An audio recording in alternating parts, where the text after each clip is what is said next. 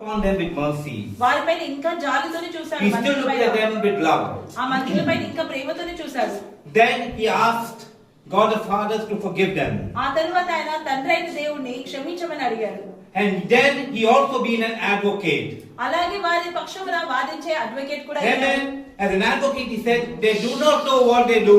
ఆయన ఒక అడ్వకేట్ గా వారి పక్షమున నిలబడి వారు ఏం చేయుచున్నారో వారికి తెలియదు అని వాదించాడు. Hallelujah. He did not judge those actions. వారు చేసిన ఆ పనులని ఆయన జడ్జ్ చేయలేదు. Amen. Isn't that beautiful? అది ఎంత చక్కని విషయం. Isn't that beautiful? అది ఎంత మంచిది కదండి.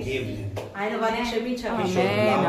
ఆయన ప్రేమ He చూపించాడు. showed forgiveness. ఆయన క్షమాపణ And he చూపించాడు. showed that he wasn't judgmental. అలాగే ఆయన నిరూపించాడు ఆయన Even as we prepares for the coming new year, మనం ఈ యొక్క నూతన సంవత్సరం కొరకు నిర్ణయిస్తున్నప్పుడు సిద్ధపడుతున్నప్పుడు it's certainly not about new clothes. ఖచ్చితంగా ఇది నూతనమైన దుస్తుల గురించి కాదు. It's not about a beautiful, grand bringing in of the new year. లేదా మన నూతన సంవత్సరాన్ని ఏదో గ్రాండ్ గా సెలబ్రేట్ చేస్తూ మీరు పిలుస్తున్నట్టు It's కాదు. not about a lovely bonfire that we or a campfire. లేదా మనం కలిగుండే క్యాంప్ ఫైర్ గురించి కాదు. It's about how much our hearts are decorated. ఇదంతా కూడా మన హృదయం ఎంతగా సిద్ధపడి ఉన్నాయి అని. Are our hearts decorated with love, forgiveness and being non-judgmental? మన హృదయం అంతా కూడా ప్రేమ, క్షమాపణ, జడ్జ్మెంటల్ గా ఉండకపోవడంతో నిండి ఉందా లేదా? There's a fire of Christ in our hearts. దేవుడి యొక్క అగ్ని మనలో మండుతుందా లేదా? So as we enter this new year, మనం ఈ నూతన సంవత్సరంలో అడుగు వేస్తుండగా, which we will be doing in a few days from మన కొన్ని today, రోజులలో మనం ఇది maybe చేయబోతున్నాం. just a couple of days or more, ఇంకొక 2-3 రోజులే ఉందండి. let us begin to speak to ourselves. మనతో మనం మాట్లాడుకోవడం సిద్ధపడదాము.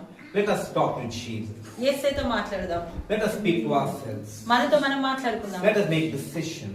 ఈ క్షణాన్ని నిర్ణయం తీసుకుందాము. Let us make a decision to live a right life. ఒక సరైన జీవితం జీవించడానికి Let us సిద్ధపడదాం. make a decision to live like Jesus. యేసయ్య వలె మనం జీవించడానికి మనము Let us సిద్ధపడదాం. seek to love the Lord with all our heart, with all our soul, and with all our మనస్ఫూర్తిగా strength. మనస్ఫూర్తిగా ఆత్మపూర్వకంగా దేవుని ప్రేమించడానికి సిద్ధపడదాము. Let us love our enemies. మన శత్రువులను కూడా మనం ప్రేమించుదాము. Let us learn to forgive. అలాగే క్షమించడం కూడా నేర్పిద్దాము. And let us stop being judgmental.